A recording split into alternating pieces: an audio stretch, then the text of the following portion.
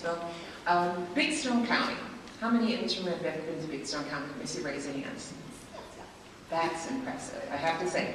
Big Stone County is a very rural county in our 5-county region. In fact, it has less than 5,000 people in the entire county. It borders South Dakota. It's part of the bump on western side. We claim the big bump or the ward, some people say. That's part of the county we're talking about. This is a very rural county.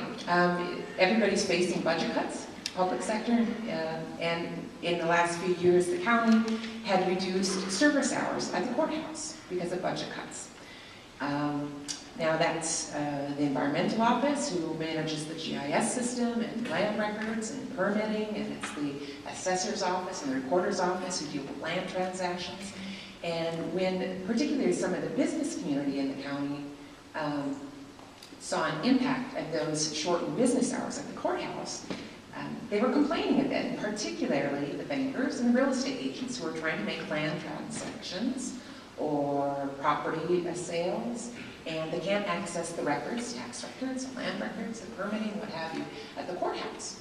And so the courthouse was looking at this and saying, how can we address this? We really need to maintain these shortened hours for a while. And so they decided to take the big leap of putting a lot of their GIS records and some of their permitting online. Now that's not a particularly new feature for counties or cities, but it was certainly a new thing in Big Stone County. They took advantage of the MIRC program as one of our demonstration programs to put a brand new website up with more interaction, more transaction abilities. They haven't gone to full transactions like being able to pay your taxes online, but that's where they're headed. But they have put their GIS and their land records and the assessor's data online.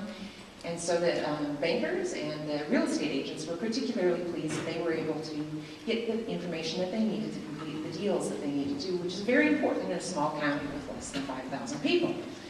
And so as a result, the county went online with this new system in July.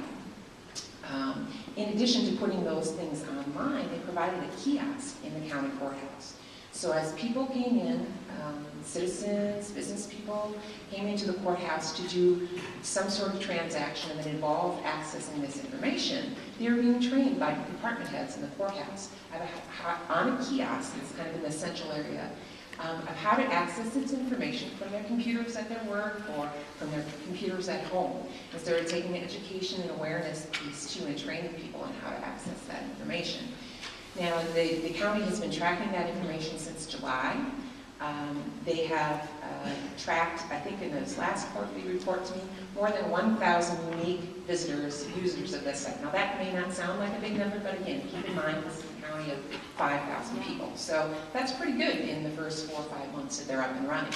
And in addition, they had most of the information just online accessible to anybody, but if you're willing to pay a subscription, you could get to a little bit more information that real estate agents and the bankers are particularly interested in. So they sold subscriptions to get a little bit more access online 24/7, and those subscriptions have helped pay for the annual maintenance of the web information they're putting online. So they've created a very sustainable way of delivering their service in a very small, very rural community. We were joking this morning, Senator Klobuchar was recently on an economic development tour in our edge of the state, and we saw some information that from her where she called this extreme rural. And we were kind of joking about that this morning, but in fact, it really is, and we're having to think a little bit more creatively. And like I said, having GIS and this sort of information isn't unusual, but it's fairly unusual for our small, very small